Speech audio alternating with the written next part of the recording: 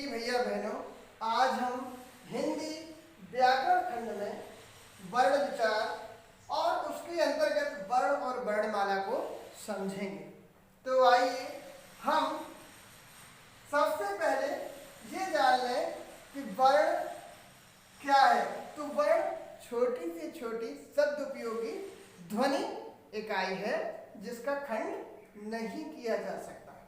अब एक बात यहाँ समझ में आती है कि ध्वनि और वर्ण इसमें क्या अंतर है, क्योंकि ध्वनि की जो परिभाषा है वह है ध्वनि भाषा की सबसे छोटी इकाई है। और वर्ण भी, वर्ण वह छोटी से छोटी ध्वनि इकाई जिसके खंड न किए जा सके। तो ध्वनि और वर्ण में अंतर क्या है? ध्वनि और वर्ण में अंतर क्या है ये हम जानें। ये आपकी कंपटीशन में भी क्वेश्चन काम में आएगा कि ध्वनि और वर्ण में अंतर क्या है। तो ध्वनि किसी व्यक्ति के द्वारा बोले जाने वाले ध्वनि जो हम कान से सुनते हुए ध्वनि है।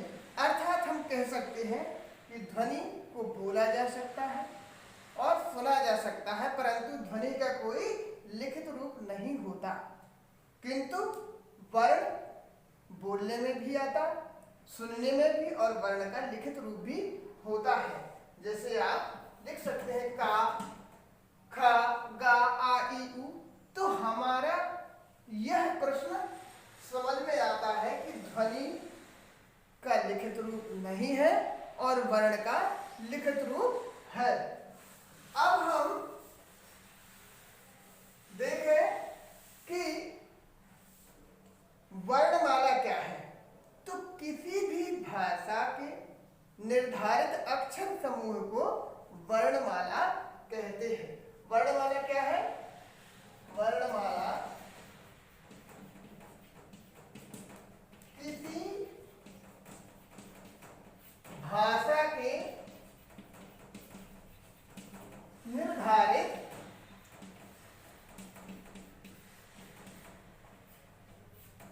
वर्ण समूह को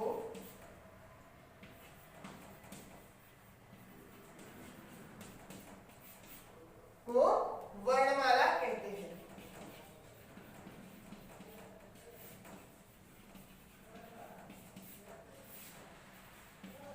किसी भाषा के निर्धारित वर्ण समूह को वर्णमाला कहते हैं। और हिंदी नागरी लिपि में मूल वर्णों की संख्या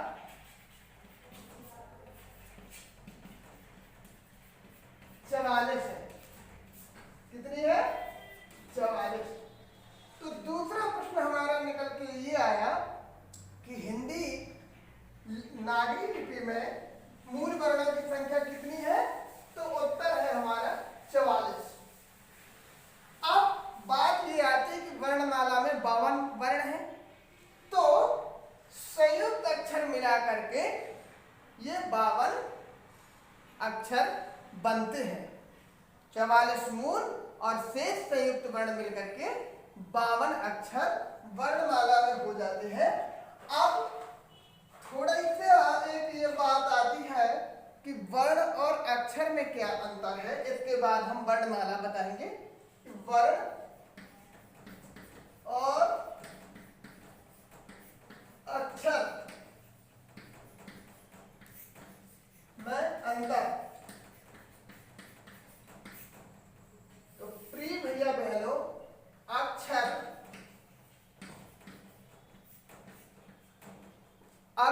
वह ध्वनि समूह है जो एक झटके के साथ हम उच्चारित करते हैं।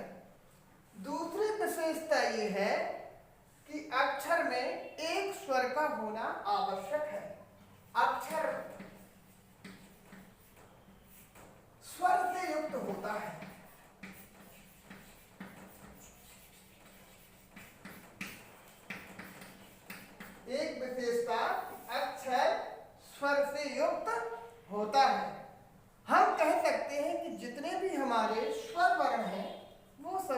अक्षर है, किंतु वर्ण में स्वर की आवश्यकता नहीं होती। अर्थात जैसे है का, तो का में हमारा स्वर नहीं मिला, हलंत लगी नीचे, और यदि हम का प्लस आ कर देते हैं तो बन जाएगा का। तो यह हमारा का अक्षर है, वर्ण नहीं है। अब देखते हैं हम वर्णमाला और उसके अंतर्गत 52 वर्ण, 52 अक्षर। तो सभी भैया बहन जानते हैं, पिछली कक्षाओं में बताया गया है कि कितने वर्ण हैं, कौन कौन वर्ण हैं। तो आज हम देखते हैं कि हमारे जो स्वर हैं, मूल स्वर, प्रमुख स्वर हैं, इनकी संख्या है 11। आ, ई, उ, बड़ा उ, री, ए, ओ, आ। और अयोगवाह स्वर, अयोगवाह स्वर हमारे 2 हैं। इन्हीं को अनुस्वार और विसर्ग भी कहते हैं। अंग को हम अनुस्वार कहते हैं और आहा को विसर्ग कहते हैं। तो 2 अयोगवाह स्वर हैं। इसके बाद स्पर्श व्यंजन, स्पर्श व्यंजन ये हमारे 25 हैं। कितने हैं? 25। तो देखेंगे पहले का वर्ग, का वर्ग का, खा, गा, घा, अंगा। चा वर्ग चा, छा, या, झा, इया। टा वर्ग टा, ठा, डा, ढा, ड़ा। टा वर्ग ता, था, ता वर्ग ता, था, दा, धा, ना। पा वर्ग पा, फा, बा, भा, मा। अब ये हमारे इस प्रकार से 25 हो गए। 25 अंतस्थ व्यंजन,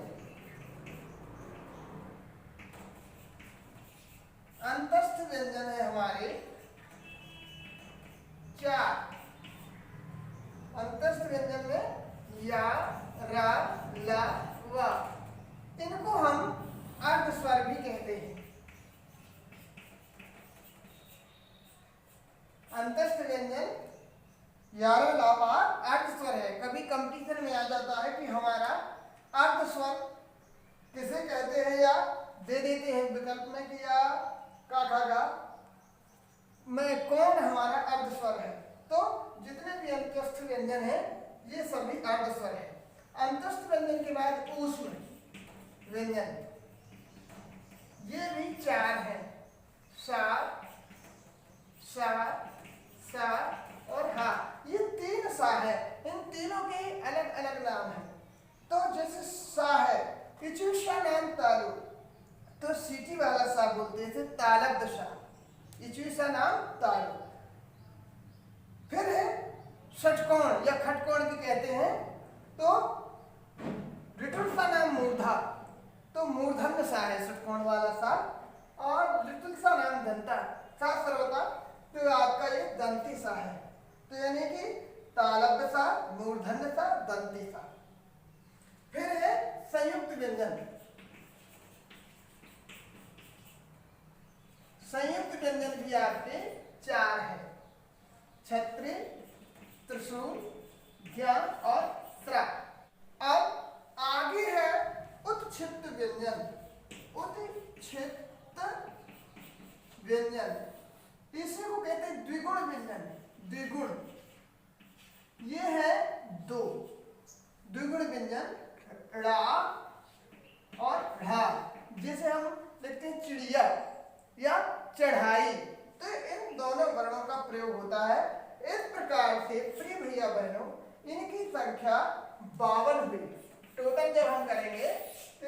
संख्या 52 है।